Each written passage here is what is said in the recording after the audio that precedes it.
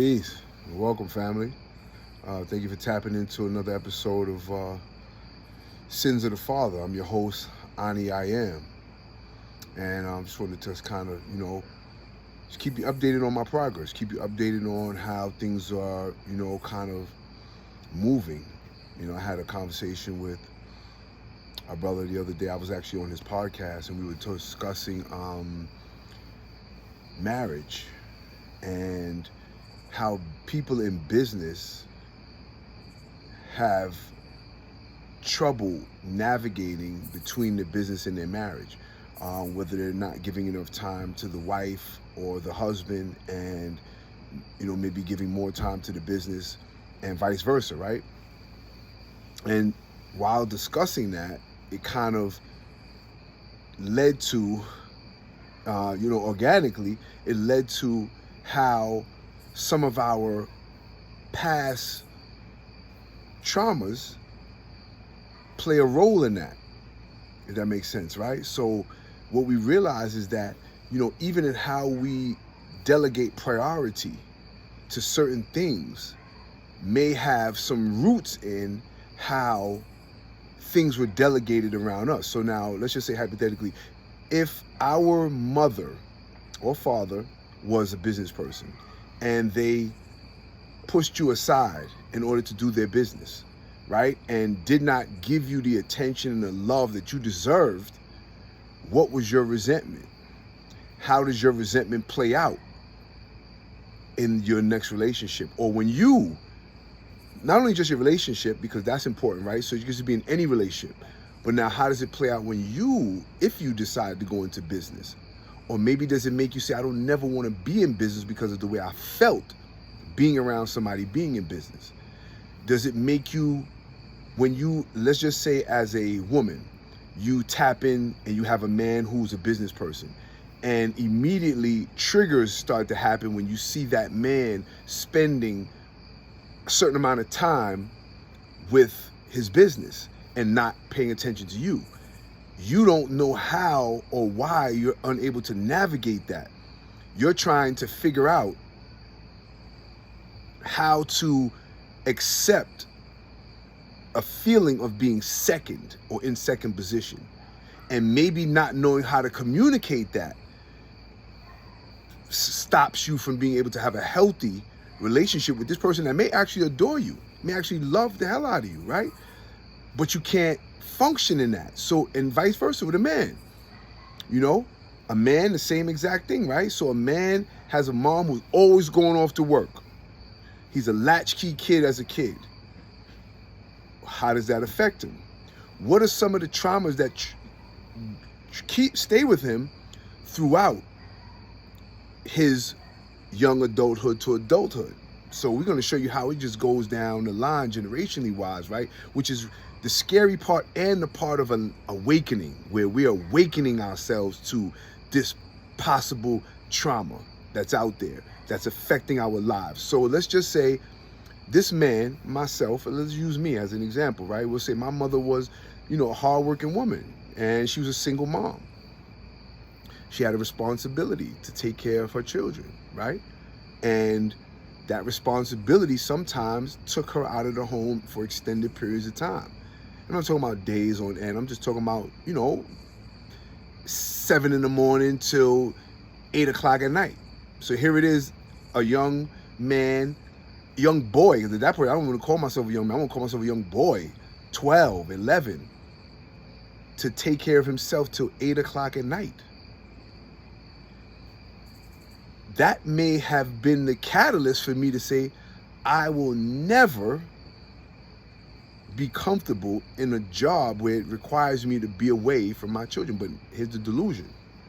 Because now I go into business and become a business owner, and instead of me being away from 6 to 8, I'm away from 6 to 10, because the requirement is even worse, right? But again, how did that affect me? What worth did I feel when I was home alone, or just me and my brother, and we were just home alone? How did I feel? How did I feel secure? Did I feel abandoned? Did I feel that I was capable of making the necessary decisions to protect and provide for me and my little brother? Or did I feel vulnerable to everybody or anybody? Or was I looking for someone to be my mother's replacement? Was I running over to my neighbor's house and staying over there for extended periods of time because I just wanted a mother figure around? And my neighbor had his mother and his father. And I would go over there. I remember going over there all the time, and that being literally like my second home. But they loved me. They loved me. They showed me a lot of love. I really appreciated that. But what was my need? Had I had my mother and my father in the home, or even my mother consistently in the home, what may have been my response? What may have been my actions then? Or what may have been my needs? I may not have actually needed a surrogate mother, so to speak, right? I may not have needed that, but in essence, that's what I got because I didn't know what else to do. Does that make sense? I want what I'm saying, to resonate. I want to get feedback from you guys. You know what I'm saying? I want to understand if it's just me who went through these things, or did other people, and what were the trauma that happened? So I'll give you even more, right? Being home alone, I had to raise my brother. So it made me feel like I had to be that tough position on my brother. So we couldn't even love each other sometimes as brothers because I had a role of a surrogate dad almost. You see what I mean? So does it rob me of the opportunity? But we're going to say it again. I do not want to ever think, or anyone to ever listen to this and think that I am blaming all of my wrongs, all of my negative choices on what my parents did. Absolutely not. There was times I was just a tyrant. There was times I was just a bad kid. Man, I just accept that. I just had my own issues. I don't know what they came from, and I ain't going to blame them all on my mother. I'm going to say it was time I just did what I wanted to do, right? But I think everything is a learned thing, right? I believe that we are, and I believe I've said this before, we are the sum total of our experiences. So what we encounter, what we go through, what we have to process mentally actually frames what's happening with us. So again, I'm talking about me as a young man going through what would be considered an adult responsibility. Locking the door in and out the house, right? Not having company or having company, knowing I'm violating the rules by inviting my friends over when my mother's not home. So I'm breaking rules at a young age because of my childish need conflicting with my adult responsibility.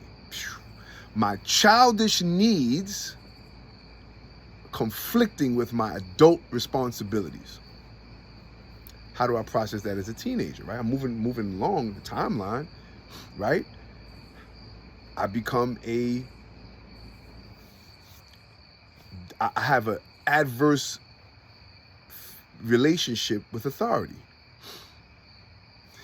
I have an adverse relationship with authority because now it's like, who can authority me? I've been taking care of myself since I was a kid. Who gives you the right to tell me to pull over and put my seatbelt on or whatever it is? I'm just throwing things out there. Who tells me that? I don't want to listen.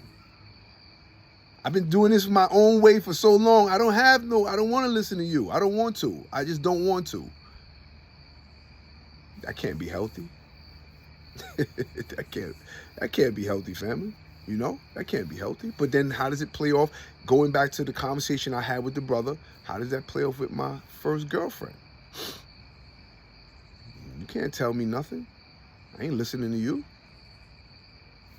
Women, they don't nurture me. They don't take care of me. I got to do for myself. And I'm not even saying that that's what it was. I don't want to pretend that I have all those answers. That may be part of the therapy I got to deal with, right? But I'm just showing you how those things could be connected. Because I can say, without a shadow of a doubt, that it affected me. That I definitely felt abandoned. I definitely felt alone. You're talking about sometimes she didn't come home till late, right? Men had to work overtime. And now I'm home till 10, 11 o'clock. I'm afraid. I'm afraid. I'm a little boy. I'm afraid. In the hood. I'm in the hood. Now I'm in the tenement. It's in, a nice building, but I'm in an apartment building with, what, 3,000 people running around, yelling, shouting, screaming, shooting, knocking heads, shooting gunshots around the corner. And I ain't adding on nothing to make the story exciting. I'm telling you what I live. And I'm sure as some of my listeners and viewers come in who know me, they'll tap in and chime in and say what kind of area we grew up in. This is not nothing I'm making up. But we and now I did have a surrogate family that my neighbors, my neighborhood looked after me. But it doesn't take the place of feeling secure by your parent. So now how does that play out for me? Right? How does that play out for me? I'm going to assume that somehow or another I had to have some feeling of insecurity. Not being protected, not being looked after. Maybe did I feel like I wasn't wanted? Because I feel like I was in competition with money. So is that something that made me say, I got to get money all the time? I got to have money. It ain't that my value is in the money. Again, these are things that I hope that I can parse out as time goes on through these talks. Because you guys don't really know how therapeutic these conversations are for me. In my heart, I'm telling you, I'm doing this out of love. Understand, I'm doing this out of love because I know I need healing. And I ain't afraid to say it. And I hope nobody else is afraid to say it that's listening to this podcast. Even if you are, get out that. Honestly, it's okay to need help. And it's even more important to actually not suffer in silence. Get the help. Talk to people. Communicate. Because here it is now, I'm becoming a man. So how am I dealing with my first real girlfriend? I could tell you, I'll be honest with you, I was cruel. And I'm not talking about no physical way, I'm talking about cruel mentally. I was like, I don't care. And not because I wanted to be that way, but because I had no other way to function. I didn't know what it was to be in anything healthy. What was I in? What healthy relationship did I have at that point? Father wasn't there. Mother wasn't there. When she was there, she was aggravated. She working 9 to 5, 9 to 8. She's burnt out. No man, not knowing how to deal with boys. How you think she treated me? How you think she acted? How you think she responded to me? Right? I was telling my guy that one of the things I remember vividly is how I would say, when you're a kid, right, you say, you get a little hurt, you scratch yourself, you fall out on the floor, you're like, oh, mom, help, listen, I got to cut it, come check it out. And I remember my mother saying, boy, if you don't get out here, there ain't nothing wrong with you. Go sit down. Do you understand that maybe I know now. This is something I do know. I was crying for attention. I wanted love. I wanted her to love on me and say, baby, that's going to be all right. But instead I got, boy, if you don't get out here, go sit down. There ain't nothing wrong with you. You just fine. How you think that affected me? Honestly, real talk. It could have been positive. Now, again, did it make me more resilient? Did it make me tougher? Did it make me able to withstand certain emotional detachments? Absolutely. It made me, I'm going to say, again, I'm happy with who I am at this point, but I know there's some things that need to be fixed. But it helped me to stand tall against certain things against me that was being done against me. It helped me to, find the strength to fight against certain things, right? Or to, stand up in certain things. And then at the same time, it also made me afraid. So the dichotomy, the conflict of what I'm dealing with and what so many of us have had to deal with. I mean, Joe, I want you to really think about it. This ain't just me. And it ain't just black men. And it ain't just black women. This is everybody, family. Everybody. I don't care who you are. I don't care what walk of life you came from. I don't care what culture you came from. You have, if there were things that happened to you throughout, there is a possibility that your actions now are directly a product of those situations. And you know, how deeply intertwined those things are what we are going to figure out together. And I'm hoping you ride with me long enough that you can see me rise up as a new man. And I mean that with all sincerity. I'm like a brand new person. I'm like a brand new person. I want y'all to see me as a brand new person at some point. Maybe not today, but we're gonna work on that. But again, you see the correlation. So now, as a young man, how am I treating my women? And I'm talking about as a, you know, let's say a mid-teenager, my 19, you know, where you have serious relationships. I couldn't hold on to no serious relationship. I didn't understand that thing. I couldn't lock into that. I'm being honest with you. I couldn't lock into that. I couldn't commit to anything because everything in me left. Everything around me was fleeting. It was unstable. I was unsure of how long those things would stay with me. I want you to think about that. Think about how that may have played in your situation. Just think about why some of your relationships may not have worked when you really honestly wanted it to work. Is you gonna blame it on the other person? You're gonna say, oh, the dude was a sucker, he didn't do this, he didn't do it. Or you're gonna say the woman, she was insecure, she had daddy issues. Maybe she did. But did you dive into it? Did you have communication about it? Did you put a framework together? I'm gonna use something that my guy told me. Did you have KPIs for your relationship? I know it sounds crazy, but as we talked about this the other day, it really made a lot of sense to me. KPIs. Did you check off certain boxes and know what if you did this, you could expect this? Did you have those? I'm gonna say, I'm gonna say, 9 times out of 10, absolutely not. Anybody saying they did, you lying at 19 years old, unless you just came from a great home and you had a very stable family, which, now I'm gonna refer to my culture. My culture, it wasn't really normal to have a very stable family. It was out of a 30 guys and girls that we grew up with, maybe more than that, about 30, 40 of us, right? 50 of us, maybe on the block. I'm gonna say maybe 3%, 5% had mother and father. And then who knows how functional that mother and father were in the home, because just because you see them have a mother and father don't mean the mother and father ain't kicking each other ass, right? Mother and father ain't screaming and yelling every goddamn day, right? Mother and father ain't coming home defeated from whatever they're experiencing in that world and transferring that to that child, right? So here it is, me again. I know for sure my mother came home feeling deflated a bunch of times. Got passed over for a promotion. Where do you think that anger went to?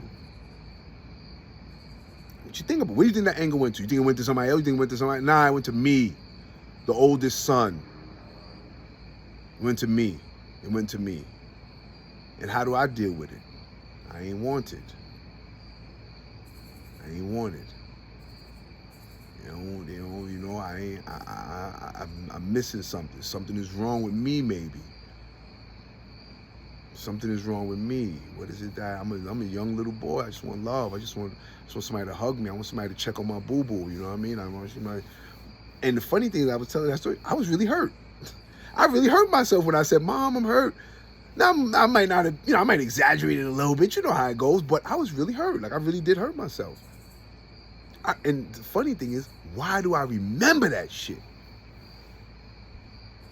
Why do I remember being hurt and her not responding to it? Think about, why do I remember that? Why is that so deeply rooted in my memory that I could bring that out with so much clarity and vividity? I remember my mother sitting on the couch. I remember where I was. I remember I was sitting on the floor. I remember it like it was yesterday. I remember we had a brown couch. I just remember it. It's like right now it's in my brain. If I had something to hook up my brain, y'all could watch a picture of it. That's how much I remember it. Now, I may not remember what she was watching on TV, but I know she was into the TV at that point. Right? And I just look back and I say, man, that's scary. It's scary because then I became that. And I said, well, how did I treat my children? Let's keep it going, right? Let's keep that line, that bridge. Let's keep that bridge going. How did I treat my children? What did I do with my children when I first had a child? You know what I did? I can tell you what I did. I left.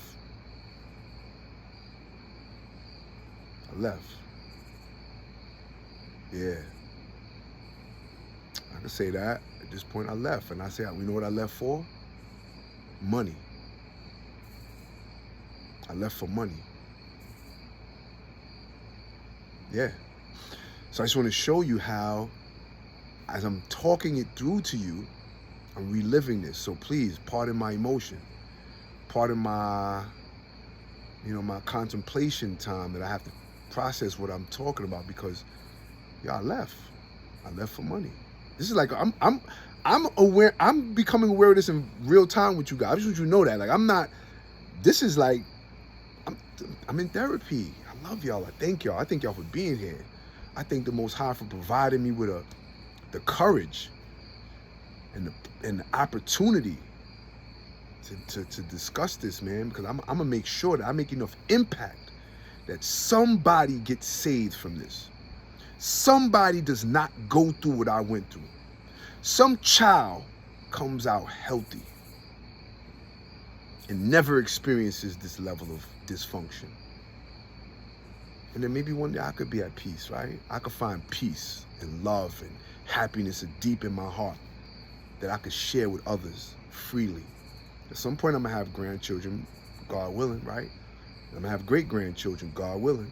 And I wanna make sure I provide them with enough love because I have enough love inside of me that I understand now. Because again, you could act like you're gonna do the love and you could teach them certain things, but there's gonna be certain things in your mind or certain things you're gonna gloss over that you're not gonna really be able to dig deep enough into because you really haven't massaged those wounds out. You haven't really understood why am I feeling this way? Why am I going through this? Why is my response that way? And is that the healthiest response? I mean, jeez, man, damn, family. This is different. It's different. Like saying this in front of this camera is different. I want you to know that. It ain't as simple as you might be seeing it on camera. I'm telling you, as I'm sitting here, I got emotions is going through me, right? I could feel it. I could feel emotions shooting through me. 100%. I know I am. And it's okay. I'm ready to live in those feelings sometimes and to heal them because I ain't gonna live in the past. That is something I want to make 100% clear. We do not live in the past. We understand the past to make the future better, but we do not live in the past. It's gone. We cannot change it. We cannot rewrite it. It is what it is. It is what it is. We have to step forward. We have to step forward. We got a responsibility to these next generations, man. These next generations can't function without us like that, without us being right, without us being whole, without us being loving. Niggas, we could play about the money and it's about this and I'm gonna provide my kid and send him to the charter school and send him to the $20,000 a year school and send him to the dual language school. And we could do all of that. We could do all of that. There'd be some two language speaking dysfunctional human beings. That's what they'll be. There'll be some bilingual, dysfunctional adults. There'll be some rich, dysfunctional human beings. If we don't step in and take responsibility for healing that, some of the wounds that we have, transferred to them. Family, this shit is wow. Just as I'm saying it, it's like, it's smacking me. Bow, bow, bow, bow, bow, bow. It's real. It's real. And I just can't wait till I'm in a conversation, because I think I feed off of others' energy, and I can read certain things, right? And I feel certain things. So, and I'm hoping to do that with y'all. So that's what I'm telling you. Please comment, man. You know, as much as I can. I'm gonna tell you, I am going to say I'm an entrepreneur. I'm very busy. I'm always out. I'm always moving around, right? But my obligation to this is going to require that I answer your comments. That I'm going to do my best to respond to those comments. This is new to me, family, and I already told you this is new to me. So no, I'm gonna respond to them in my time, but I'm gonna respond because I want the conversation. I don't want no smoke. I don't want no smoke. I don't want nobody to be triggered by nothing I'm saying. If you feel triggered, please, man, put that in the comment. But know that this is coming from love, and I promise you, man, I'm trying to heal. You know how hard it is to talk to one of my bros about something like this, and I've done it. You know, we gotta have these vulnerable moments, man. I've sat down and I've talked to some of my brothers and told them, listen, man, you know, I want to, you know, let's talk, man. And if I can't express my love, my vulnerability, then you ain't really my friend. You're not my man. You're just a dude I know. You're just a brother I know. That's it. That's cool. And that's cool. You got places for people like that, right? We got relationships like, but nah, if you my bro and I consider you something, we gonna break bread. You're gonna eat food in my house, and you're gonna be around my family, and I feel like I got that kind of connection with you, I need to be vulnerable. And I need for you to be open with me as well. I think for you to just, you know, express your vulnerabilities when it's necessary, when you have something to say. Because the communication, and that's the way we heal. We don't heal by sitting back. And I could read 1,000 books. Now, I'm an avid reader. I love reading. I could read 1,000 books. Shit ain't gonna heal me. It's not. It's not gonna heal me. It's not. And nobody can't tell my story. So don't nobody try. Nobody can't tell my story. Now, you could give me all your comments and what you think, and I love it. But all of our stories are different. Different. You wanna know why? Because you're different. I'm different. I'm unique. You're unique. We all got our own way of processing what we went through. Because your mother might have told you shut up, my mother might have told me shut up, and somebody else's mother might have told me shut up. We all took it differently. We all felt it differently. But I tell you one thing, I can't see how any of us would have took it positively. It might have made one of us shut up and lose their voice. And now you might be the shy person. It might have made another person say, you know, I'm gonna scream at the top of my lungs because I ain't listening to you. Now you become that person. The revolter, the rebel, right? So it's so many ways, right? You know, like we say, you know, and you know, and I'm just using these things, so please understand me. When I say that there is a polarity scale of things, right? One extreme, there's another extreme, and we don't know where that line really ends because there really is no end to it. Polarity is just the two extremes of anything. Temperature, height, north and south. When does north end and when does south end? It doesn't. Think about that for a second. North and south don't end. No such thing. That's the scale of polarity right there. There is no end to it. What is hot? What is cold? Just depends on where you are, because what's cold to me ain't cold to an Eskimo, right? And it may not even be cold to a whale. So what is really cold? What is cold? What is hot? Hot to me is a hot, you know, summer day, right? I'm burning hot. It's 90 degrees, but yo, you go out to Arizona, it's 112. And they outside chilling, right? They ain't hot. So they come to Georgia, they fantastic. So again, just to, and not to elaborate too deep in, you know, because we gonna get into those things, those times. And I hope you're here for that type of conversation, because I am a very analytical and philosophical person, just to kind of give you some background on my thought process. So I've studied a lot of different things because I want to be able to process things from a knowledgeable standpoint, not from this small pin of understanding. I want to be able to process it from a much higher plane, because I believe that the laws on the higher planes control the laws on the lower planes. And in order for me to control my emotions, I got to control my mind. In order for me to control my mind, I got to be tapped in with the God upstairs, right? I got to be tapped in with that. Well, I can't really control this. This thing can't never raise up to that. You know, we ain't even talking about down there. I definitely can't control that if I can't control this. So the higher always controls the lower. So my thought process is where I'm trying to control. I'm trying to exert some level of power and authority over things, right? So again, not to get too far off, and I apologize, just showing you these connections, family. I'm showing you how these connections come. What we need to start figuring out is, how do we solve these problems? So how do I solve that? I think first thing is, I gotta love myself. I gotta honestly get into a space where I love myself. But how can you love what you don't know?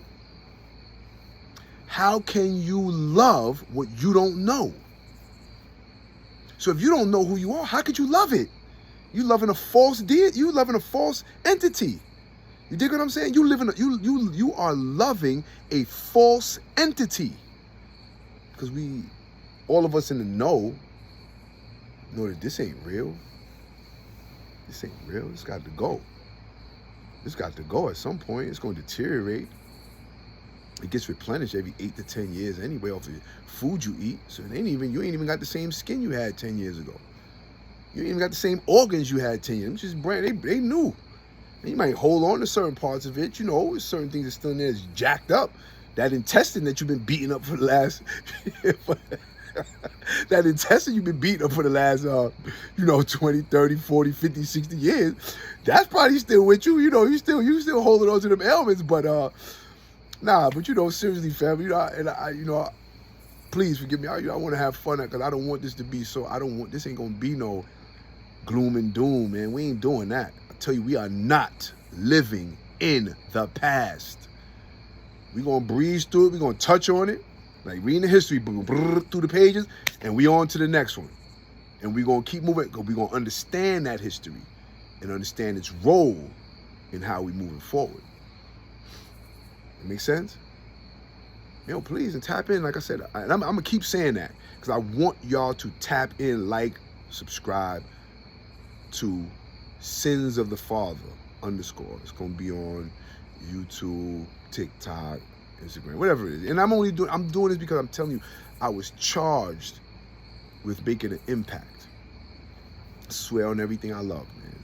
Came to me as a download one day, brother. I was sitting outside talking to a brother, and we was getting a deep conversation. I can't wait to have him on the podcast, because he's going to be awesome. And we were sitting there building. He said, boom, he said, Joe, the iniquities of the father will be visited upon the son for 4 generations. And immediately what popped in my head was, damn, is that why my son is going through some of the struggles he's going through? Is he paying for my iniquities? Think about what I just said. Is my son, daughter, your son, your daughter paying for your iniquities? Oh, I need a refund on that shit. Yeah, they can't pay for that. I need a refund on that. If they paying for that, I gotta reject that. I gotta send that back to sender, return the sender on that one. We can't do that. I can't have them do that. Because you wanna know why? My grandchildren will be messed up. My great-grandchildren will be messed up. And it'll all be, and I'm gonna take responsibility because of me. I'm not even gonna blame my mother, my father, and their mother and their father. I'm gonna blame it on me, because I'm a man of wisdom. I'm a man of knowledge. I'm a 21st century man of wisdom. I'm a 21st century man of wisdom. Can't blame nobody else. I take back full control of me. Of this entity, I take full authority over. You should understand that. And that's love language. That's love language. That ain't anger. That ain't braggadocio. That ain't nothing but love language. I take and claim full authority over me and my decisions. You know, the Creator, God, the Most High, Allah, whatever you prescribe to, says He's giving you dominion over this world. You are of this world at this particular time. This body you're in is in this world. He's giving you dominion over that. If we don't use it, then that's the real sin. That's the real sin. Not to use your dominion over self. And in ruling self, you rule the environment that self is in. Think about it. You rule the environment that self is in. And that environment is your children, your family, your spouse, your relationships with friends, family members, enemies. Enemies. If you don't rule yourself, your enemies rule you. That's a fact. If you don't rule yourself, your enemies rule you. So understand the journey that I'm on, family. Like real, like, I mean, really, really understand the journey I'm on. I am trying to heal, man. I'm trying to heal, and I'm trying to impact others to heal as well. Because I think a healed community, a healed family, a healed culture progresses humanity. You know what I'm talking about? From one nucleus, you could heal a community. That community gets healed, you heal a city, you heal a nation, you heal the world. My goal is to heal as much people as I can, as I heal myself. I'm being honest. I'm gonna be a little selfish, maybe. You could say I'm selfish. I'm trying to heal myself. In that, I'm praying somebody else gets it. I'm praying somebody else says, yo, that helped me. That helped me to never tell my child, get out of here and go, you ain't hurt, get the hell out of here. I ain't doing that to my child no more. Maybe they'll say, I ain't never telling my son, shut up. I'm gonna listen to him. What you got to say? All right, bet. Well, right now might not be the best time for me to talk to you about it. Give me later and we'll talk about it again. But you had the conversation. You showed them enough respect to listen to what they had to say. It's powerful, family. And that's power. Not only is it powerful, but it's power. Power. It's power. And as we got to move in that power and take back our authority to be happy, our authority to be whole, our authority to be healed, and our authority to seed the earth with happiness and love and joy and positivity and peace. Oh, I can't wait to talk to certain people, man. I can't wait to have certain people just sit down and just build with me, because I got so much on my heart. And I know it's others with stories that are, make mine look like a walk through the park, man. I know it is, but this is mine's. This is fucking mine's. This is my story. You understand what I'm saying to you? And I ain't saying to be mean. This is my story. I got to tell mine's. And I'm praying that y'all just listen and just, encourage and share. Listen, encourage, and share. Listen, encourage, and share. Love, pray, and understand. Love yourself, pray for forgiveness, pray for healing, pray for strength, and understand those things when they come. Understand your feelings. Man, I gotta go because I'm feeling like emotional, man. I gotta sit down by myself for a little bit. Like, no BS. I gotta sit down by myself and just meditate and just sit down and just really think about what this is and what it means, man. I really appreciate y'all. I appreciate y'all for listening. We just tap in. Thank you again for listening to Sins of the Father. My name is Ani I Am. One day I'll explain the name, but Ani I Am. And I appreciate y'all, man. Thank you for tapping in. Peace.